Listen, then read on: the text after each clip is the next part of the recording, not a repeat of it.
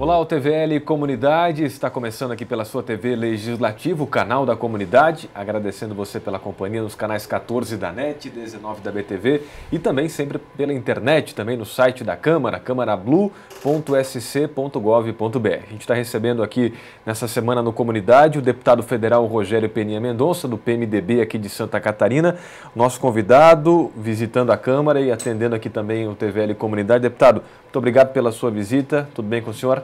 Tudo bem, tudo ótimo. Agradeço o convite e a oportunidade de poder estar aqui com vocês. A gente vai estar falando sobre o Fórum Parlamentar, o trabalho dos parlamentares de Santa Catarina aqui na região, especialmente de Blumenau, o projeto do senhor que foi tema de audiência pública no passado aqui na Câmara, sobre mudanças no Estatuto do Desarmamento e também, claro, a expectativa do governo Temer, agora interino, que é justamente do partido do senhor do PMDB.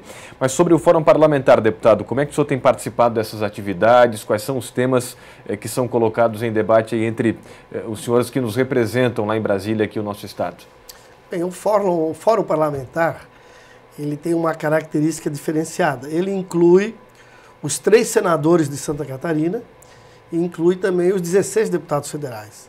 E nós, hoje o atual coordenador é o senador Dalírio Beber, e o nosso trabalho do Fórum é atuar em todas as regiões do estado de Santa Catarina, onde existem problemas de âmbito estadual em que exige a ação conjunta dos deputados e dos senadores. E nós já tivemos audiências do Fórum em Florianópolis, no Sul, no Oeste, aqui no Vale já tivemos também. E sempre, fruto dessas audiências, nós procuramos levar na frente, lá em Brasília, nos diversos ministérios, nas diversas empresas estatais, levando o problema e discutindo e procurando soluções para Santa Catarina. Independente das diferenças partidárias, há uma união dos parlamentares nesse sentido. Veja só que hoje o Vale do Itajaí, nós temos 3 deputados federais. O deputado Décio Lima, o deputado João Paulo Kleinubin, que hoje é secretário da Saúde, e eu, também sendo do Vale do Itajaí. E um senador, que é o Dalírio Beber, que hoje substitui o senador Luiz Henrique da Silveira. Então, esses, evidentemente, têm um compromisso e uma ação mais voltada para o Vale do Itajaí e para os problemas do Vale do Itajaí. Mas, nos momentos em que, mesmo problemas nossos do Vale do Itajaí, em que exige uma atuação de todos, tu imagina, nós vimos lá em Brasília, marcarmos uma audiência com o ministro dos Transportes, levarmos os 16 deputados federais, os 3 senadores, lideranças da região, e lá levar uma reivindicação da nossa região, evidentemente que a força é muito maior. Impressiona, em Santa Catarina nós temos essa característica. Normalmente nessas audiências que nós marcamos, um ou outro que às vezes não vai por problemas de agenda, problemas outros que não estejam lá em Brasília, mas normalmente vão praticamente todos. Então a ação do Fórum Parlamentar Catarinense, ela tem trazido resultados para o nosso estado e é uma ação muito forte, porque na hora de resolver os problemas, todos se despem da sua condição política, partidária, dos seus partidos, estar ou não estar no governo. Nós vamos juntos lá brigar por Santa Catarina e como é o caso dessa audiência que nós vamos ter, aliás, que nós tivemos em Blumenau na última segunda-feira. Exatamente. Teve agora uma reunião recentemente na CIB, com empresários, com lideranças políticas também, e foi tratado da duplicação da BR-470. Agora o governo é interino, é do PMDB, deputado Peninha? E como é que está essa situação, até para o telespectador que vem acompanhando aí algumas notícias, enfim, passa na rodovia, quem sabe todos os dias, como é que está a questão da duplicação, deputado? Bem, nós sabemos que hoje a BR-470 é a ação do governo federal mais importante, não só para a nossa região, eu diria para o estado de Santa Catarina. É por ela que passa praticamente a grande maioria da produção de Santa Catarina, que vem do oeste, que vai do litoral dos portos para o oeste, que atende o Alto Vale, o Médio Vale, o Baixo Vale. Então, ou seja, é a obra hoje do governo federal mais importante para Santa Catarina e eu não tenho dúvida disso. Sim. Agora, evidentemente, que é uma obra que exige um custo muito alto. E nós sabemos que no momento que o Brasil vive, não é fácil nós podemos concluí-la. Nós estamos agora numa primeira fase, né, nesses primeiros 4 lotes que já estão em obra, a passos de tartaruga, é verdade, e nós, através do fórum, vamos pressionar para que essa obra ela aconteça com mais rapidez. Mas, evidentemente, que a conclusão dessa obra, a continuidade duplicação da BR-470, eu não vejo como nós podemos fazê-la, executá-la com recursos públicos, recursos do governo federal. Por isso, eu vejo que a grande saída que nós temos é realmente partir para a iniciativa privada, concessionar essa rodovia para que ela seja executada o quanto antes. Né? Quantas indústrias nós perdemos aqui na nossa região pelo fato de termos esta rodovia da forma que está. Eu me lembro que quando eu fui prefeito de Ituporanga, eu vivi uma situação dessa, uma grande empresa de vidros que queria se instalar lá no Alto Vale do Itajaí. Eu levei um dos diretores da empresa até Ituporanga, mas já ao passar já de Blumenau para Indaial, eles já me disseram, isso aqui é inviável, não tem de forma alguma nós podemos vir para cá com uma rodovia da maneira que está. Quando ela estiver duplicada, vocês nos procurem. E hoje, esta mesma fábrica de vidro está instalada ao redor da BR-101, está lá no litoral. Poderia estar no nosso Vale do Itajaí. E provavelmente nós temos muitos e muitos exemplos semelhantes. Portanto, o problema da infraestrutura da nossa região, da BR-470, sem contar o aspecto econômico, talvez o mais importante de tudo é o número de vidas, de bens materiais que nós temos perdidos, né? Agora, nessa última semana mesmo, um acidente gravíssimo em Pouso Redondo. Eu mesmo já sofri diversos acidentes, inclusive um acidente bem grave, né? Com um animal atravessando na pista. Mas eu conheço muitas pessoas, amigos, que perderam familiares na BR-470, perdi amigos, e todos até poderiam, talvez, citar e lembrar de situações parecidas. Então, a BR-470, eu vejo que ela é realmente a mais importante e que vai exigir um trabalho maior nosso do Fórum Parlamentar Catarinense, mas principalmente de nós, deputados, que representamos essa região. O deputado, essa proposta do senhor de entregar a iniciativa privada, a duplicação, né, para esses lotes que já têm obra pública em andamento ou de Indaial em direção ao Alto Vale do Itajaí? O melhor seria se o Estado concluísse essa duplicação e quem pegasse a concessão, pegasse esta obra, entre aspas, concluída e que desse continuidade no sentido de Indaial para frente, até lá na BR-116. Com isso, o custo do pedágio seria menor, né? Porque o que nos preocupa também é entregar para a iniciativa privada, é o fato de que entregando para a iniciativa privada e entregar toda a obra, nós vamos ter um pedágio muito alto, inviável economicamente para todos nós aqui do Vale do Itajaí e de todos que utilizam essa rodovia. Então essa é uma preocupação também que nós temos. Agora, o senhor acredita que esses 4 lotes de Indaial a Navegantes devem continuar sendo feitos pelas empresas vencedoras, no caso da licitação da obra pública? Essa é a nossa vontade. Evidentemente que tudo vai ser fruto de uma negociação que nós aí que entra o Fórum Parlamentar nessa negociação. Ok. O senhor tem acompanhado também, deputado, como é que está o andamento realmente da obra? Por que está demorando tanto? E até aqui o trecho de Blumenau a gente percebe a obra não andar por causa das desapropriações. Há avanços nesse sentido? Não, as desapropriações, o grande problema é que o custo das desapropriações é muito elevado. E com tudo isso que tem acontecido no Brasil, evidentemente que a questão financeira, o momento econômico que nós vivemos, e foi dado um corte em todos os segmentos em todo o Brasil, e principalmente nessas questões de rodovias. A nossa pressão de Santa Catarina vai para que se haja corte, não na nossa. Mas o grande entrave está exatamente na desapropriação, que é a exigência de muito dinheiro para bancar essas desapropriações, que no momento o governo federal está tendo dificuldades em alavancar. Há uma tentativa de conversa com o ministro dos Transportes a respeito desse assunto? Sem dúvida. Fruto desta audiência, nós teremos já, nos próximos dias, provavelmente, o nosso coordenador, o Dalírio Beber, estará estará marcando uma audiência com o ministro dos Transportes, onde nós vamos discutir todos esses assuntos. Deputado Peninha, Ferrovia da Integração, que é a ferrovia do arroz, que o pessoal fala, né? Ferrovia do frango também, na verdade, né? Do arroz não, mas do frango. Como é que está essa questão, deputado? Passa ou não passa aqui pelo Vale, por Blumenau? Eu não vejo como não passar pelo Vale. Ainda não temos uma decisão final, mas eu tenho absoluta certeza de que passará pelo Vale. Imagine, se não passará pelo Vale, como vai ficar, por exemplo, o Porto de Itajaí. Se ela for, por exemplo, lá em direção do oeste, para Joinville, o Porto de São Francisco, Itapuá, o Paranaguá, como é que vai ficar o Porto de Itajaí? Vai inviabilizar? Vai fechar? Sendo que a produção que abastece realmente esse porto, ele vem de Santa Catarina e nós vamos levar essa produção para outro estado, ou mesmo para o norte. Então, não acredito. Eu acredito que estamos ainda aguardando uma definição final em relação a isso, mas eu tenho plena convicção de que passará pelo Vale do Itajaí. Certo. Um outro assunto tratado no Fórum Parlamentar de Santa Catarina entre os senadores e deputados, deputado Peninha, é a questão do aeroporto de Navegantes. O que o Fórum tem trabalhado a respeito deste assunto? Bem, nós temos que primeiro ampliar o nosso aeroporto, né? Um aeroporto internacional, só que é uma vergonha, né?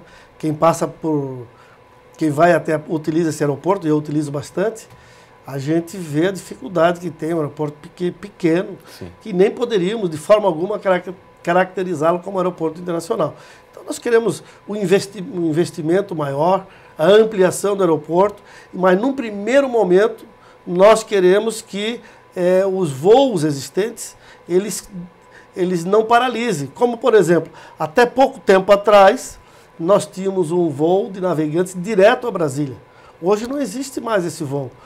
Eu, por exemplo, qualquer cidadão catarinense que utilizasse esse aeroporto, ele para ir agora para Brasília vai ter que ir a São Paulo pegar um outro voo, vai a Brasília. Ou seja, nós estamos, além de tudo, além da necessidade de investimento, nós estamos diminuindo. Então, a nossa pressão também vai ser no sentido de que, no mínimo, sejam mantidos e até ampliados os voos existentes no aeroporto de Navegantes. Aqui em Blumenau, especialmente, deputado, há uma união, até uma movimentação de empresários, principalmente para reutilização, ou melhor utilização do aeroporto Quero-Quero aqui de Blumenau, que hoje não opera aí com voos comerciais importantes, né? E como é que está isso aí? Há um trabalho do Fórum Parlamentar ou não existe? Também deputado? Existe, sim. Existe no sentido de que esses aeroportos regionais também sejam fortalecidos. E entre esses está também o aeroporto Quero-Quero. Também está na pauta do Fórum. Ok. Mudando um pouquinho de assunto, falar um pouquinho de política agora, deputado, especialmente. Estamos falando de política aqui, mas agora a política realmente lá de Brasília, né? Nós temos aí o governo Temer, o governo interino do PMDB.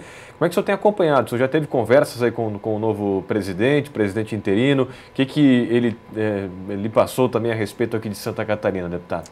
Bem, o Michel Temer, nosso presidente da República, ele já esteve diversas vezes em Santa Catarina, inclusive, ele, num determinado momento, esteve lá em Ituporanga, né? Levado por nós, esteve num encontro político, partidário lá em Ituporanga. Ele tem nos ajudado muito aqui em Santa Catarina, conhece bem todos os deputados de Santa Catarina. O Mauro Mariani, por exemplo, que é o nosso presidente do PMDB estadual, tem uma relação muito grande com ele.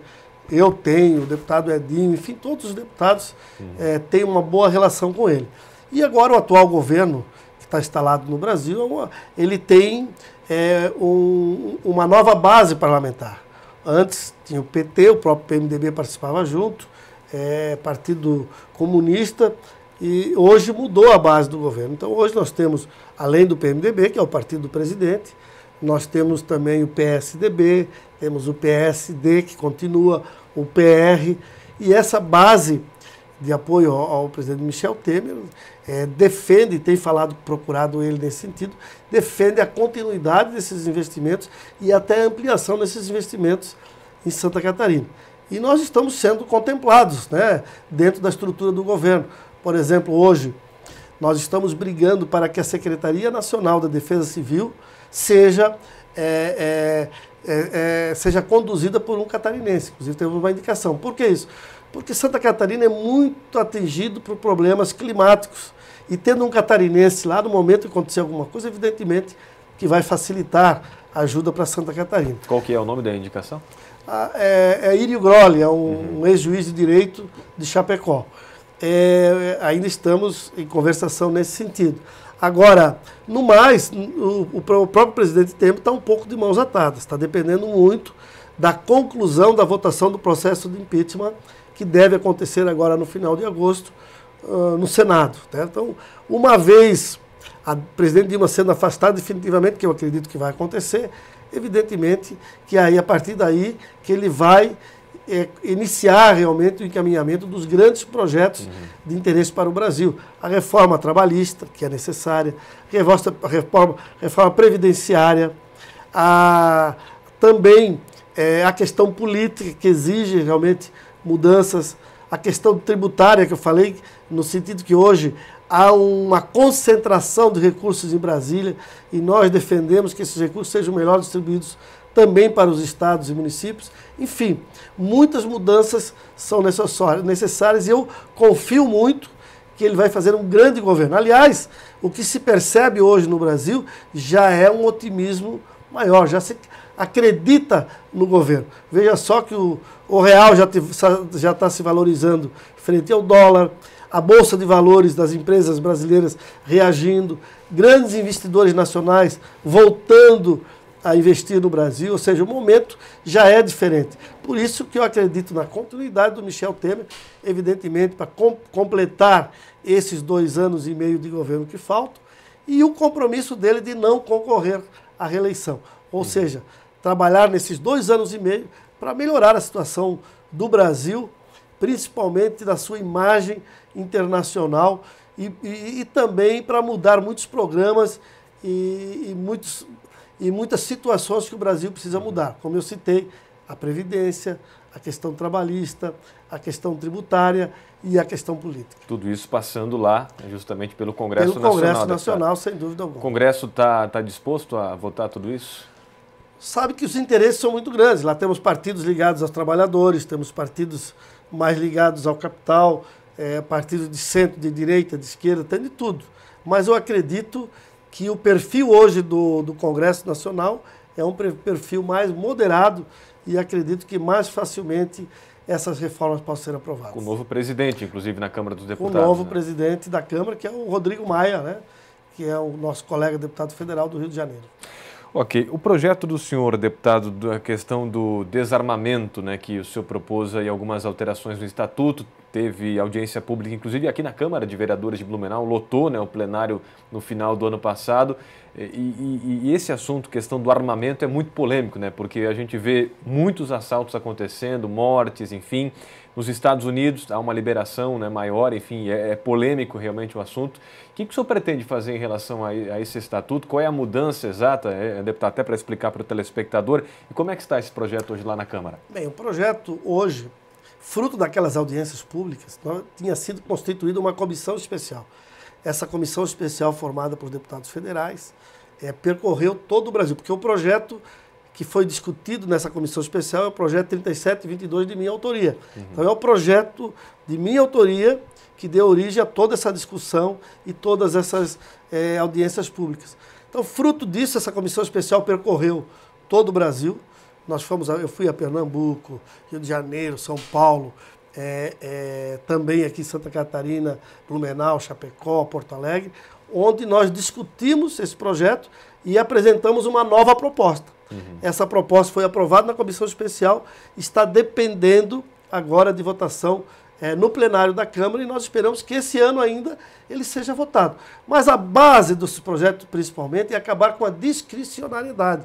Hoje, para ter o porte de arma, por exemplo, exige uma série de exigências. Por exemplo, tem que ter um curso de arma, que no meu projeto continua igual.